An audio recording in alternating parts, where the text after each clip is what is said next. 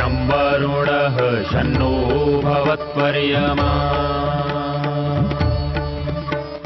शन्न इन्द्रो बृहस्पतिः शन्नो विष्णुरुक्रमः ॐ शान्ति शान्ति शान्तिः।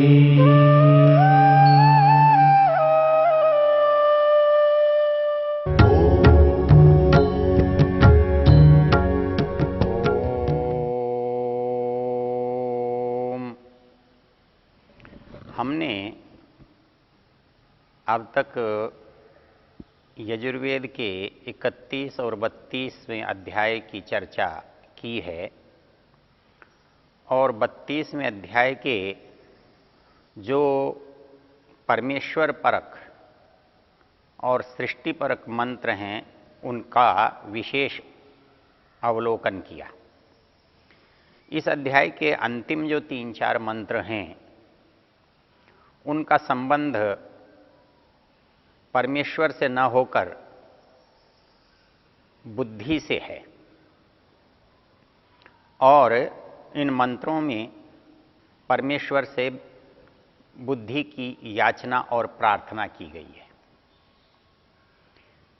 मंत्र है ओम सदसस्पतिमद्भुतम प्रियम इंद्रस्य काम्यम सनिम मेधाम अयाशिषम स्वाहा। इस मंत्र का ऋषि मेधा काम अर्थात जो मेधा की कामना करने वाला है और इसका देवता इंद्र। इस मंत्र को जब हम देखेंगे तो हमें एक मंत्र की सहज स्मृति हो आएगी, हमें याद हो आएगा। हमने पीछे मंत्रों की विवेचना करते हुए गायत्री मंत्र के अर्थ पर विचार किया था और गायत्री मंत्र में हमने देखा था कि इस मंत्र को गुरु मंत्र कहा गया, सविता के देवता के कारण उसे सावित्री मंत्र कहा गया, छंद के कारण उसे गायत्री मंत्र कहा गया, किंतु उसकी प्रसिद्धि हम देखते हैं कि गुरु मंत्र के रूप में है। आचार्य जब उपनयन संस्कार कराता है तो इसी मंत्र का गुरु मंत्र के रूप में उपदेश देता है। ये जो उपदेश दिया गया, इस मंत्र का अर्थ हमने पीछे देखा। इसमें एक भाग तो परमेश्वर का वर्णन करता है, उसके सामर्थ्य, उसके स्वरूप की बात करता है और एक भाग उससे बुद्धि की याचना करता है और बुद्धि याचना करने के साथ तीसरे भाग में उस बुद्धि को शुभ कर्मों में, सत्कर्मों में प्रेरित करने की याचना प्रार्थना करता है। इस मंत्र का संबंध बुद्धि से है और वहां पर हमने बुद्धि की याचना की है, बुद्धि की प्रार्थना की है। उसी तरह से इस मंत्र पर भी यदि हम विचार करें तो यहां जो बात कही गई है उसकी जो शब्दावली है वो सरल भी है और सहज समझ में आने वाली है। मंत्र कहा गया सदसस्पतिमद्भुतम प्रियम इंद्रस्य काम्यम। यहां एक तो परमेश्वर के बारे में जो शब्द हैं वो कहा गया है सदसस्पतिम अद्भुतम। वो सद का पति है, स्वामी है। अब यहां सद क्या है? सद तो सभा है। ऋषि दयानंद इसका अर्थ ज्ञान, न्याय और दंड भी करते हैं।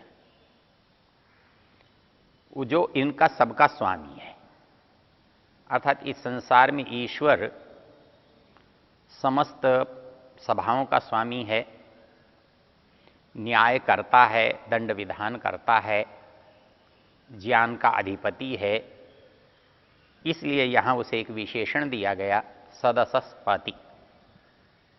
वो सदस का स्वामी है।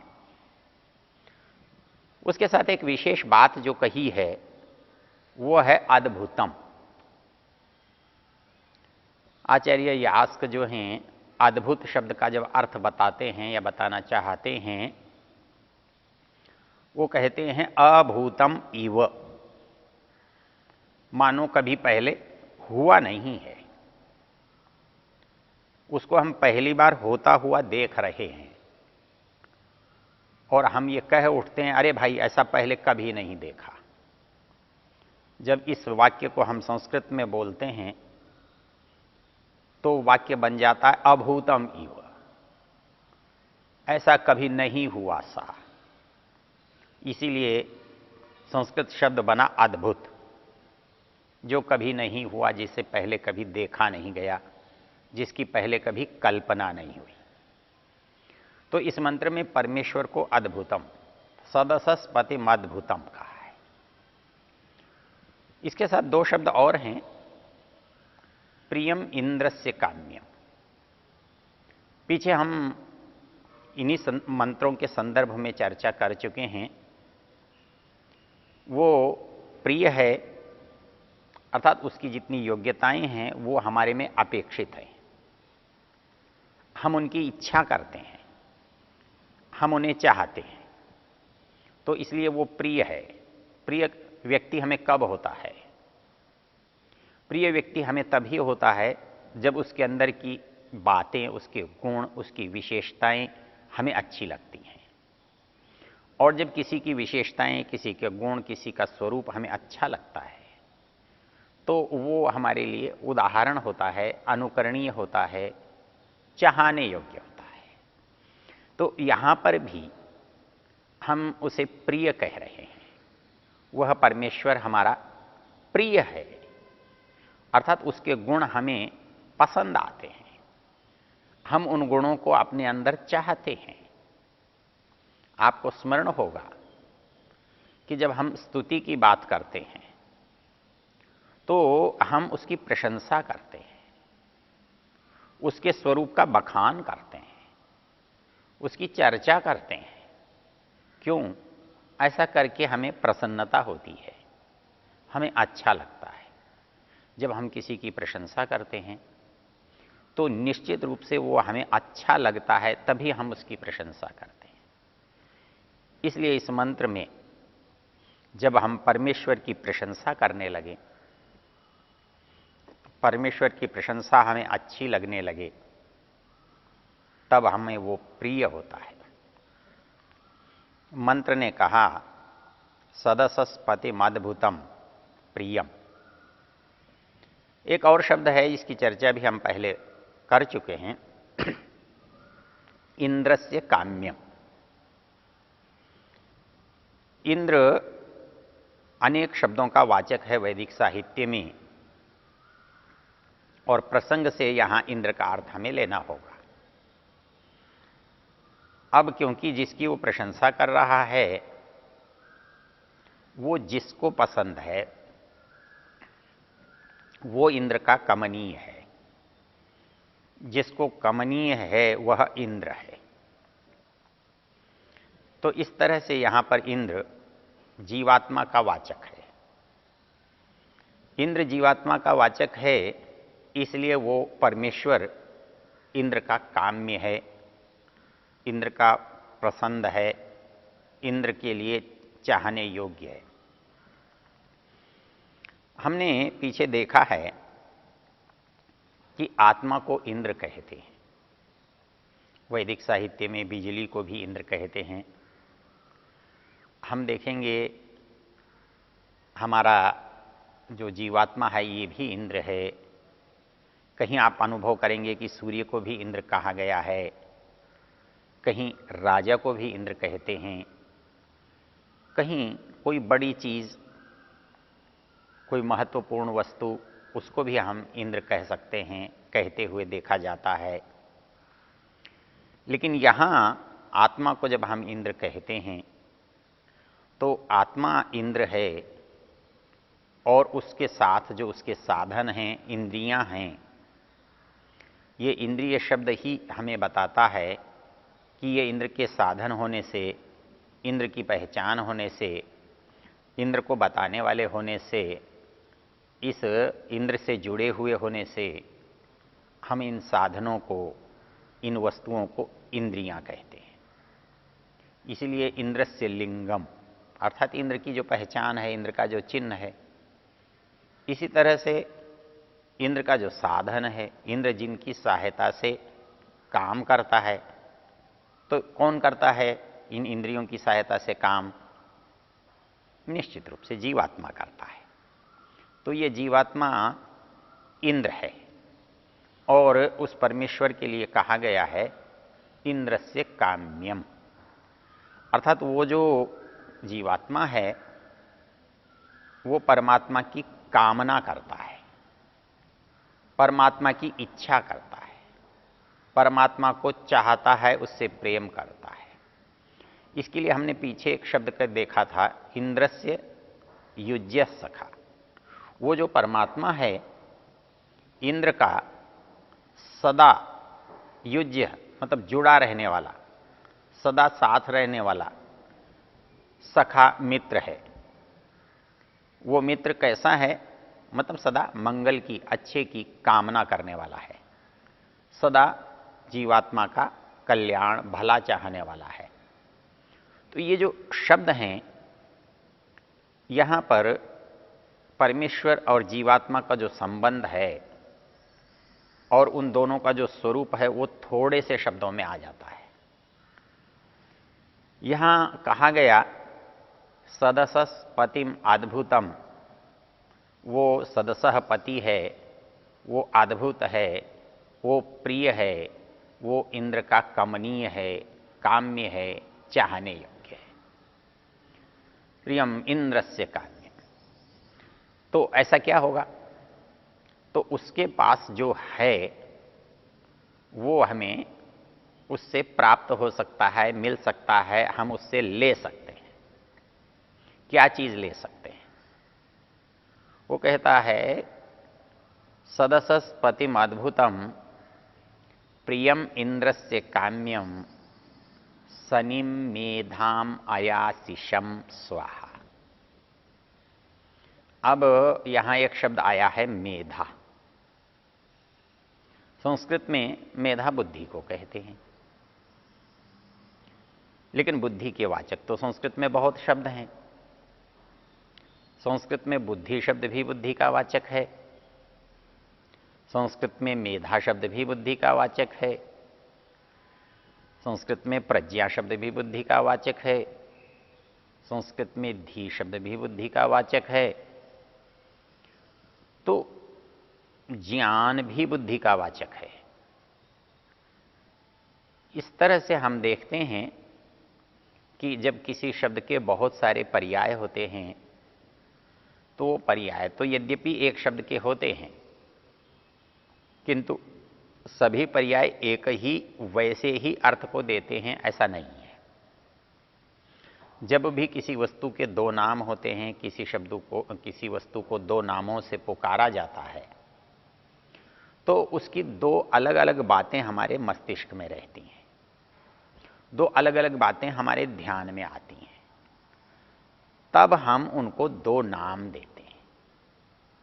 तो इसी तरह से यदि बुद्धि का नाम बुद्धि है, बुद्धि का नाम धी है, बुद्धि का नाम मेधा है, बुद्धि का नाम प्रज्ञा है, बुद्धि का नाम ज्ञान है, तो ये सब का सब बुद्धि के स्वरूप को भी बतलाता है। यहां पहली चीज समझने की क्या है?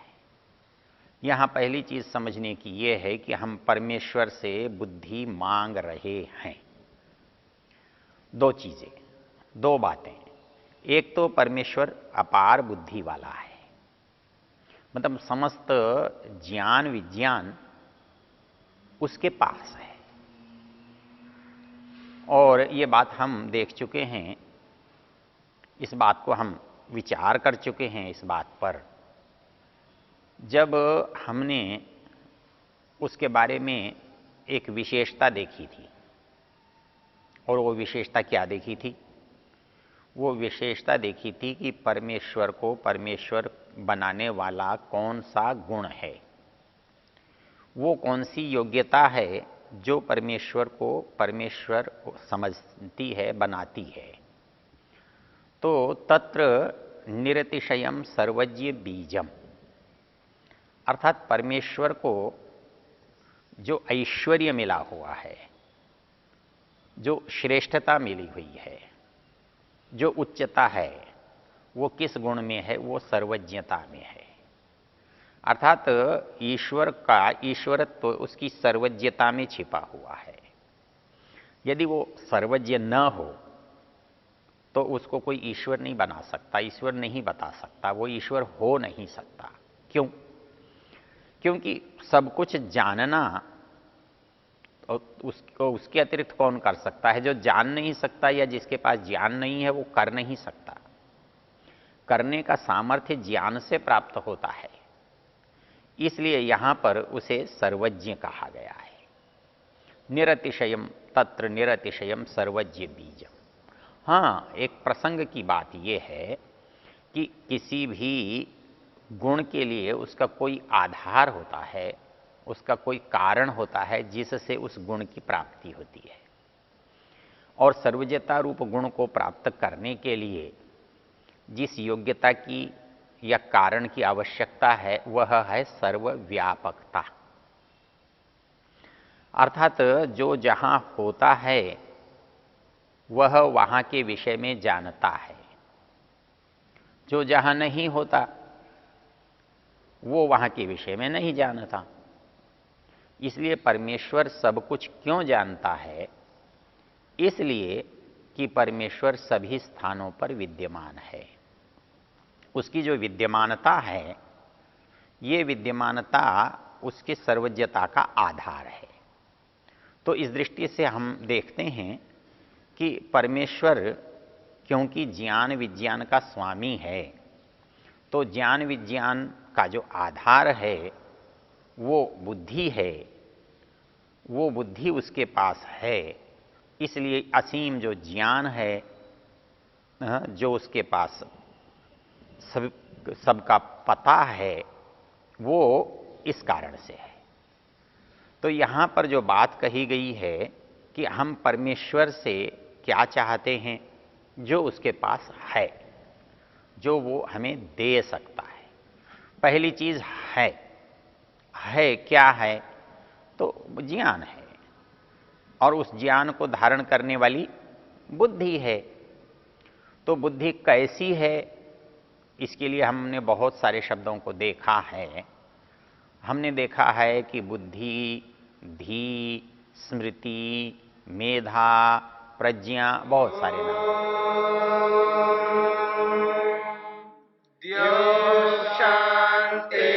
शांतिरंतरिक्षम शांति पृथिवी शांतिरापः शांतिरोषधयः शांति वनस्पतयः शांतिर्विश्वे देवा शांतिर्ब्रह्म शांति सर्वं शांति शांतिरेव शांति क्षमा शांतिरेधि। ओम शांति शांति शांति।